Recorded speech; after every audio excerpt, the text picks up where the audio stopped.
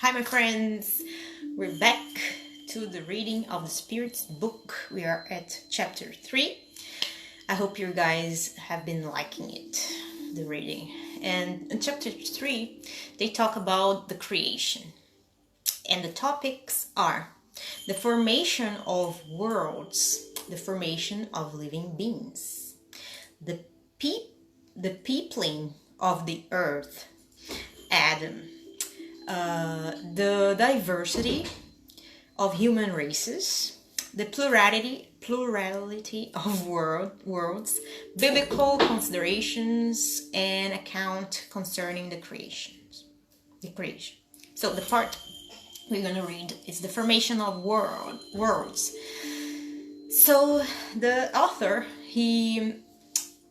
Kardec, he writes a note at the beginning of this part. He says that the universe is comprised of the infinite numbers of worlds we can see and those we cannot see, all animate and inanimate beings, all the heavenly bodies moving through space, and all the fluids that fill the space. And for fluids, he makes a note saying that we call fluids those states in which matter is even more refined than it is in gaseous state. And in parentheses, it says Gabriel Delany, o Espiritismo perante a ciência. That's in Portuguese, like Spiritism before science. Part 4, Chapter 3, Brazilian Spirit Federation. And for the questions that follows, it's question number 37. And the question is, was the universe created or has it existed from all eternity like God? And the Spirit answers, obviously the universe did not create itself. And if it has existed from all eternity like God, then it could not be God's work. So, question 38. How did God create the universe? And the Spirit answers, to borrow a well-known expression, by the divine will. Nothing can better portray that all-powerful will, that those grand words from Genesis. God said, let there be light, and there was light. Question number 39. Can we know about the way in which worlds are formed? And then the Spirit answers, all that we can say, and the only thing you can comprehend is that worlds are formed by the condensation of the matter scattered throughout space. And then comes question number 40. In accordance with current beliefs, are comets a commencement of the condensation of matter and worlds in course of formation? And then the Spirit answers, that is correct, but it is absurd to believe in their influence. I mean, the influence commonly attributed to them, for all the celestial bodies play their part in influencing certain physical phenomena. Question 41. Could a completely formed world disappear and its compositional matter be once again scattered in space? The Spirit answers, yes, God renews worlds just as God renews living beings. 42. Question 42. Can we know how long it has taken for worlds to form the earth, for instance? And then the Spirit answers, I cannot tell you anything about that, for only the Creator knows. Anyone who claimed to have such knowledge or to know the ages and ages it took to form them would be very foolish indeed. Now, there is another topic. It's called the formation of living beings. And that's the question. when did living beings first appear on the earth? And then the Spirit answers, in the beginning, all was chaos. The elements were all jumbled together. Little by little, each thing settled into its proper place. Then living beings appropriate from that state of the globe appeared. Question number 44. Where did these living beings come from in order to appear on earth? And then the Spirit answers, the earth already contained their properties, which had been waiting for the favorable moment in order to develop. The organic elements began to combine the moment the force that had kept them apart ceased, thereby forming the prototypes of all living beings. These prototypes then remained latent in earth, like a chrysalis or a seed, until the proper time for each species to appear. Then the beings of each species came together and reproduced. Question 45. Where were these organic elements before Earth's formation? And then the Spirit answers, they were in a fluidic state, so to speak, in space among the spirits or on other planets, waiting for the creation of the Earth and in order to commence a new existence on that new globe.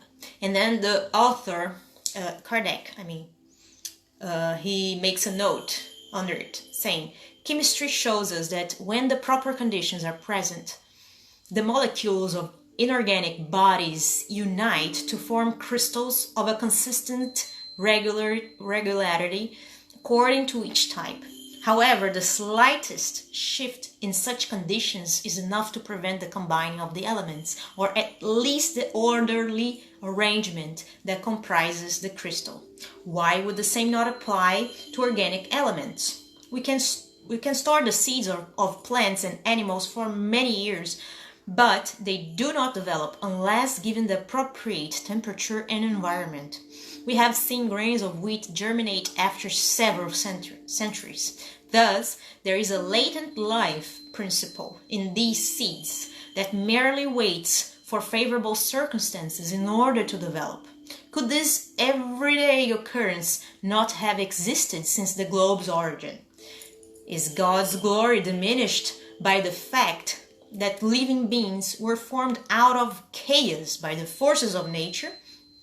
Far from it.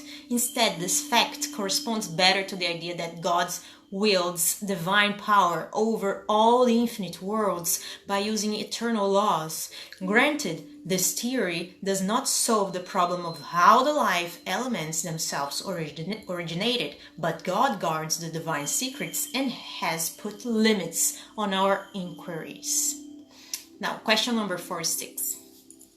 Are there still creatures that come into being spontaneously?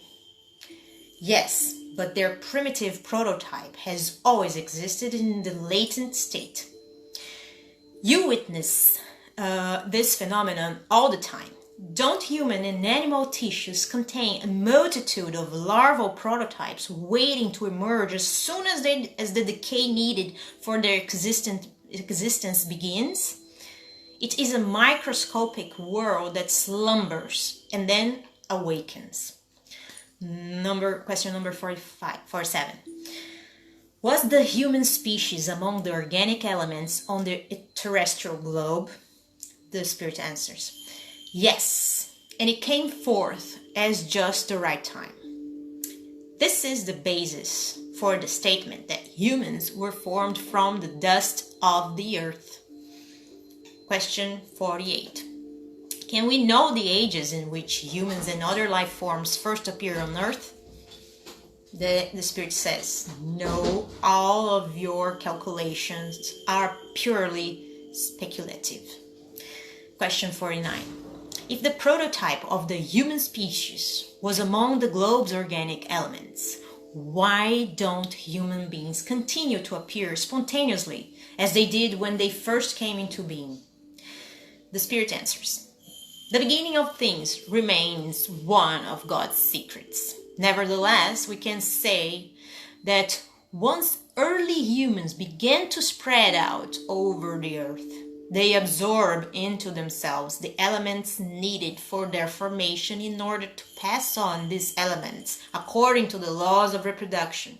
The same happened with all the other species of living beings. Now, there is another topic. The peopling of the earth, Adam. Question 50. Did the human species begin with one single man? And then the answer is no. The man known as Adam was neither the first nor the only one to populate the earth. Question number 51. Can we know when Adam lived? Spirit answers.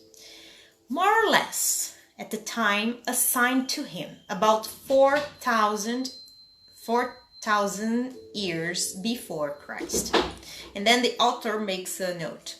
The man whom tradition regards by the name Adam was one of those who somewhere survived one of the great cataclysms that have modified the earth's surface in different eras. He became the progenitor of one of today's current races. The laws of nature contradict the opinion that the amount of human progress accomplished well before the time of Christ took only a few centuries, which would have to have been the case if humankind had only come into existence at the date assigned to Adam.